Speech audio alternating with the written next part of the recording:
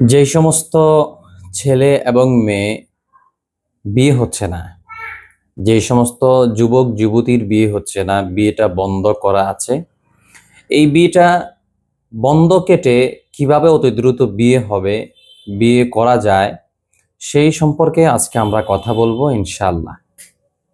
আসসালামু আলাইকুম রহমতুল্লাহি ও বারাকাতুহু। সম্মানিত প্রিয় বন্ধুরা, আশা করছি সকলেই ভালো আছেন, সুস্থ আছেন। আমি আলহামদুলিল্লাহ আপনাদের দোয়া এবং ভালোবাসায় ভালো আছি, সুস্থ আছি, শুকরিয়া আদায় করছি আলহামদুলিল্লাহ।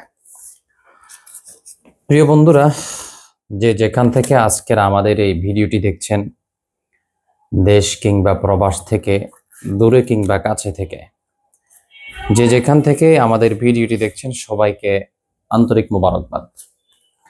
আমাদের এই ভিডিওটি যারা আমাদের ফেসবুক পেজ আধুনিক চিকিৎসার নতুন ধারা, এই পেজ থেকে যারা দেখছেন, সবাইকে আবারও আন্তরিক মোবারকবাদ। প্রিয় বন্ধুরা,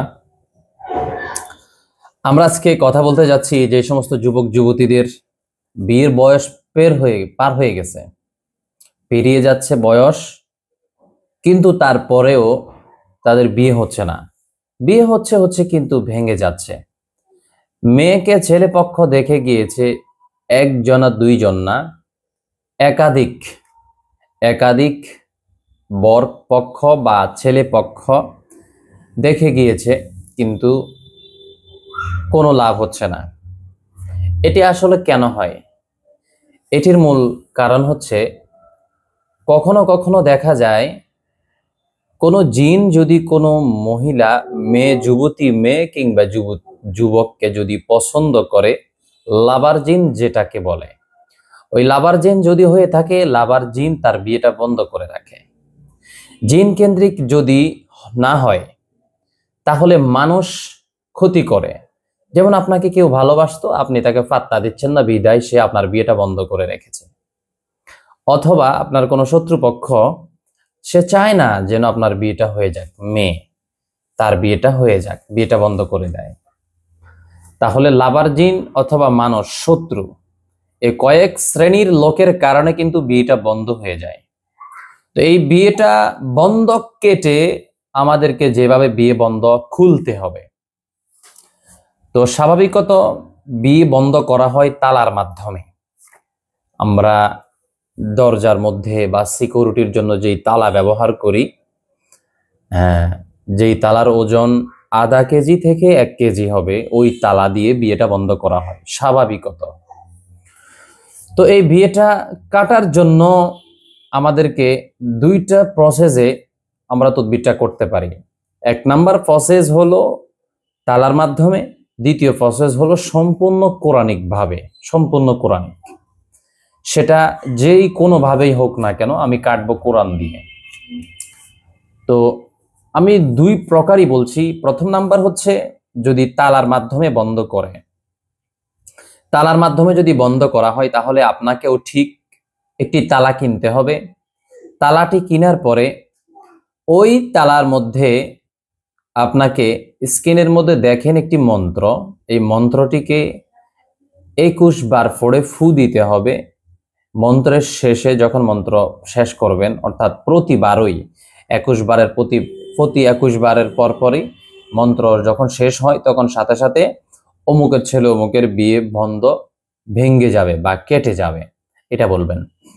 এটা বলার পরে 21 বার পড়ার পরে ওই তালাটিকে যেই নদীতে জোয়ার আসে, ওই নদীর জোয়ারের পানিতে ফেলে দিবেন। এইভাবে 3 দিন করতে হবে, 3টি তালা ফেলতে হবে। অটোমেটিক আপনার বিয়ে বন্ধ কেটে যাবে এবং বিয়ে হয়ে যাবে। আর দ্বিতীয় প্রক্রিয়া হচ্ছে কোরআনিক মাধ্যমে। এটির জন্য আপনাকে কোনো তালা, কোনো তাবিজ, কোনো কবজ, কোনো কিছুর প্রয়োজন নেই। এটিকে আমরা বলি বিয়ের গোসল। এটাকে আমরা বলি বিয়ের গোসল। সাধারণত এই জাদুগুলোর কারণে, সেহেরগুলোর কারণে আমরা আক্রান্ত হয়ে যাই বা বিয়ে বন্ধ যেটাকে আমরা বলি, এই সমস্যা আমরা ভুগে থাকি। তো এটা করার জন্য আমাদেরকে যেটি করতে হবে, সর্বপ্রথম তাওবা ইস্তেগফার করতে হবে এবং সামনে 1 বোতল পানি অথবা 1 গ্লাস পানি নিতে হবে। 1 গ্লাস পানি নিয়ে আপনাকে সর্বপ্রথম আয়াতুল কুরসি পড়তে হবে 7 বার। আয়াতুল কুরসি 7 বার পরে 7টি ফু দিতে হবে এবং সূরা বাকারার 248 নম্বর আয়াত আপনাকে 3 বার পড়ে 3টি ফু দিতে হবে। এরপরে সূরা তাওবার 26 নম্বর আয়াত 3 বার পড়বেন, 3টি ফু দিবেন। এরপরে সূরা তাওবার 40 নম্বর আয়াত, আবার সূরা তাওবার 26 এবং 26 নম্বর আয়াত পড়েও ফু দিবেন এবং 40 নম্বর আয়াত পড়েও ফু দিবেন। সর্বশেষ সূরা ফাতাহ 3 বার পড়বেন, 3টি ফু দিবেন। এরপরে সূরা ফাতাহের 26 নম্বর আয়াতটাকে 21 বার পড়তে হবে। সর্বশেষ সূরা ফাতিহা, আলহামদুলিল্লাহি রাব্বিল আলামিন, এই সূরা ফাতিহাটাকে 21 বার পড়তে হবে। এই আমল আপনাকে ক্রমান্বয়ে 3 দিন করতে হবে। 3 দিন করে পানির মধ্যে ফু দিবেন এবং এই পানি দিয়ে আপনি গোসল করে ফেলবেন, তাহলেই আপনার বিয়ে বন্ধটা কেটে যাবে ইনশাআল্লাহ। 2টা প্রক্রিয়া আপনাদেরকে বলেছি, যে এই প্রক্রিয়া আপনাদের কাছে ভালো লাগবে, আপনারা ওই প্রক্রিয়ায় আপনাদের নিজের বিয়ে বন্ধটা নিজেই কেটে ফেলতে পারবেন ইনশাআল্লাহ। আশা করছি ভিডিওটি আপনাদের অত্যন্ত খুবই উপকৃত হয়েছেন আপনারা এবং আপনাদের উপকারে আসবে। যারা যারা আমার এই ভিডিও দেখে উপকৃত হয়েছেন সবাই আমার জন্য দোয়া করবেন এবং ভিডিওটি শেয়ার করার চেষ্টা করবেন, যেন মানুষ কবিরাজের কাছে গিয়ে প্রতারিত না হয়ে যেন নিজে নিজেই এর সমাধান করতে পারে। ভালো থাকবেন, সুস্থ থাকবেন, দোয়া করবেন আমার জন্য। আসসালামু আলাইকুম ওয়া রাহমাতুল্লাহি ওয়া বারাকাতুহু।